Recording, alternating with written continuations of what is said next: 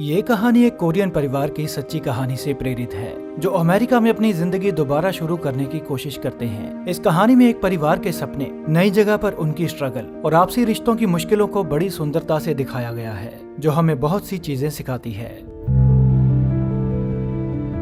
Jacob, Monika और उनके दो बच्चे अमेरिका के आर्कनसा में खेतों के बीचों बीच मौजूद एक फार्म की ओर सफर कर रहे थे। फार्म पर पहुंचकर वो अपने नए घर को देखते हैं जो पहियों पर रखा हुआ था। जैकब यहाँ खेती करके कोरियन सब्जियां उगाना चाहता था। उसे यहाँ की उपजाऊ जमीन बहुत पसंद थी। वो एक नई जिंदगी की शुरुआत करने जा रहा था, लेकिन मोनिका को इस नई जगह पर भरोसा नहीं था क्योंकि वो कैलिफोर्निया में बहुत अच्छे घर में रहते थे और अब इस वीरान जगह पर न जाने कैसे गुजारा होगा। आसपास की वीरान जगह और घर के अंदर के हालात उसकी चिंता और भी बढ़ा रहे थे। उसे हर तरफ मुश्किलें ही मुश्किलें दिखाई दे रही थी। वो यही सोच रही थी, बच्चों का क्या, अगर कुछ हो गया तो। और उसकी ये चिंता सही भी थी क्योंकि उनके बेटे डेविड को हार्ट प्रॉब्लम थी जिसे डॉक्टर ने ज्यादा भागदौड़ करने से मना किया था और अगर कोई इमरजेंसी आती है तो हॉस्पिटल यहाँ से बहुत दूर है। लेकिन जैकब कहता है कि चिंता मत करो, ऐसा कुछ नहीं होगा। घर खर्च के लिए उन्हें नौकरी की जरूरत थी, इसलिए जैकब और मोनिका एक चिकन फैक्ट्री में काम करने का फैसला लेते हैं। जैकब कैलिफोर्निया में भी यही काम करता था, लेकिन इस काम में ज्यादा पैसे नहीं मिलते थे।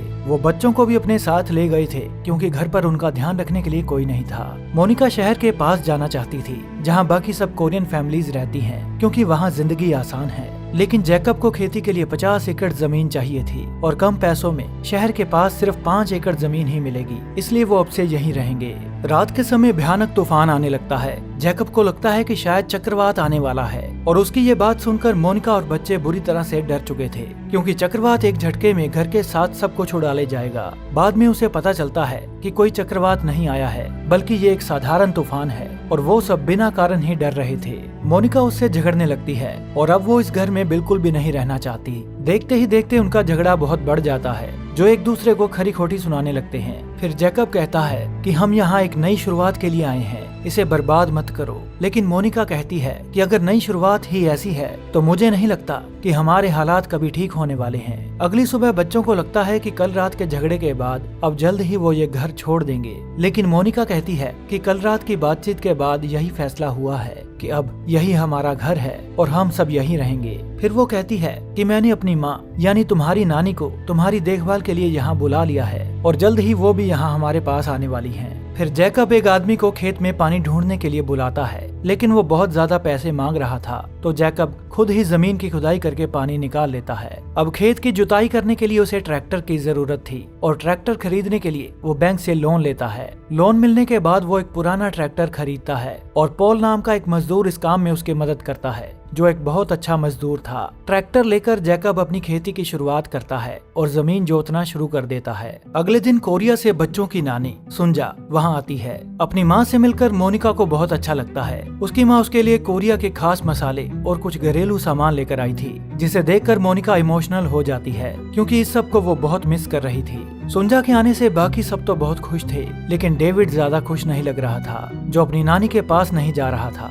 सुंजा उससे खेलने के लिए ताश के पत्ते देती है और खाने के लिए कोरियन फल देती है, लेकिन डेविड अपनी नानी से काफी हिचकिचा रहा था। अगली सुबह जैकब और पॉल खेत में मल्चिंग शुरू करते हैं। फिर वो पौधे लगाते हैं और सिंचाई शुरू करते हैं। सुंजा डेविड के लिए कोरिया का एक पारंपरिक सूप तैयार करती है जो उसकी सेहत के लिए अच्छा रहेगा। हालांकि उस सूप का स्वाद डेविड को बिल्कुल भी अच्छा नहीं लगता, लेकिन मोनिका उसे जबरदस्ती वो सूप पिलाती है क्योंकि वो बहुत महंगा था। उस बेस्वाद सूप की वजह से डेविड अपनी नानी सुंजा से नफरत करने लगा था और वो सुंजा को अपने रूम में भी नहीं सुलाना चाहता था क्योंकि डेविड को सुंजा से बदबू आ रही थी और इस बात से उसे डांट भी पड़ती है। सुंजा के आने से घर में एक नया बदलाव आ गया था। जैकब और मोनिका तो खुश थे, लेकिन डेविड और एनी को नानी कुछ अजीब लग रही थी, खासकर डेविड को। डेविड कभी कोरिया गया नहीं था और उसके मन में जो अमेरिकन ग्रैंडमा की छवि थी सुंजा उससे बिल्कुल अलग थी। उसे लगा कि नानी असली नानी जैसी नहीं है। वो बेकिंग नहीं करती, बच्चों को लाड प्यार नहीं करती, उन्हें कहानियां नहीं सुनाती। डेविड के नजरिए से ये बात कुछ हद तक सही भी थी क्योंकि सुंजा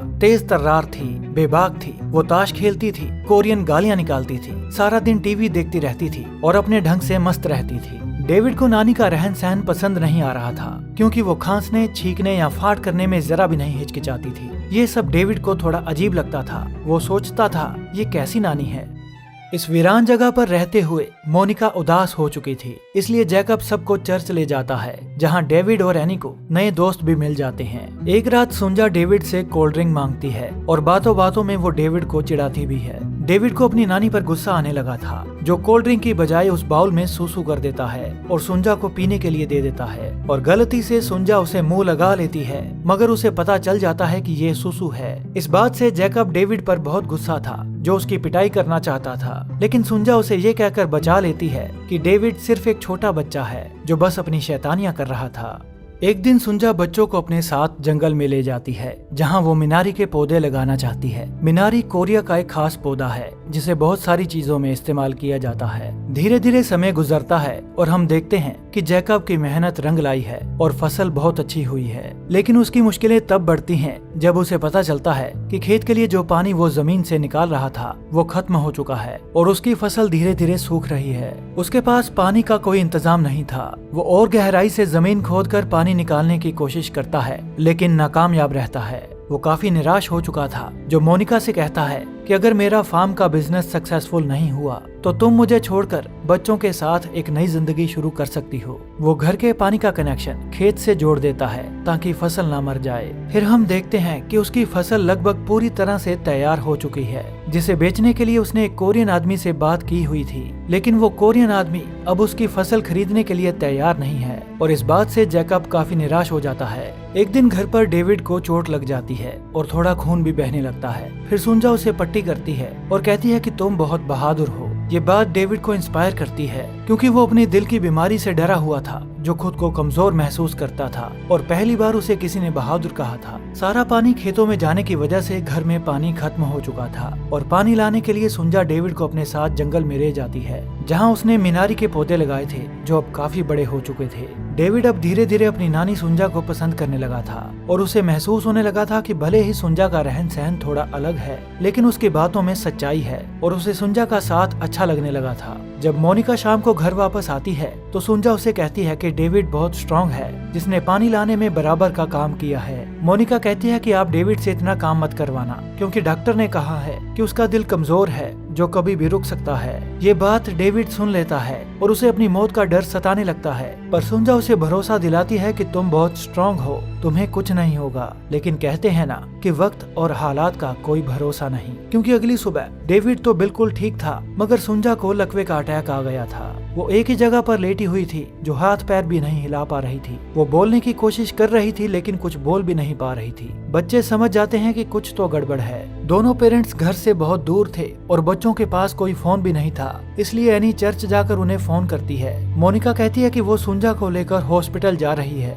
और तब तक तुम दोनों अपने दोस्तों के यहाँ चले जाओ। मोनिका सुंजा को हॉस्पिटल ले जाती है और उसका इलाज करवाती है, लेकिन सुंजा पूरी तरह से ठीक नहीं हो पाती, और इस बात से मोनिका बहुत निराश थी। वो कहती है कि ये सब मेरी वजह से ही हुआ है। मैंने माँ को अपने फायदे के लिए कोरिया से यहाँ बुलाया है और आज उनकी ऐसी हालत हो गई है। डॉक्टर की दवाई से धीरे धीरे सुंजा चलने लगी थी, बोलने लगी थी, लेकिन अभी भी वो पूरी तरह से ठीक नहीं हो पाई थी, और मोनिका कैलिफोर्निया जाकर सुंजा का इलाज करवाना चाहती थी। कोरियन सब्जियों की फसल बहुत अच्छी हुई थी और जैकब ने सब्जियों का सारा स्टॉक स्टोर रूम में रख दिया था।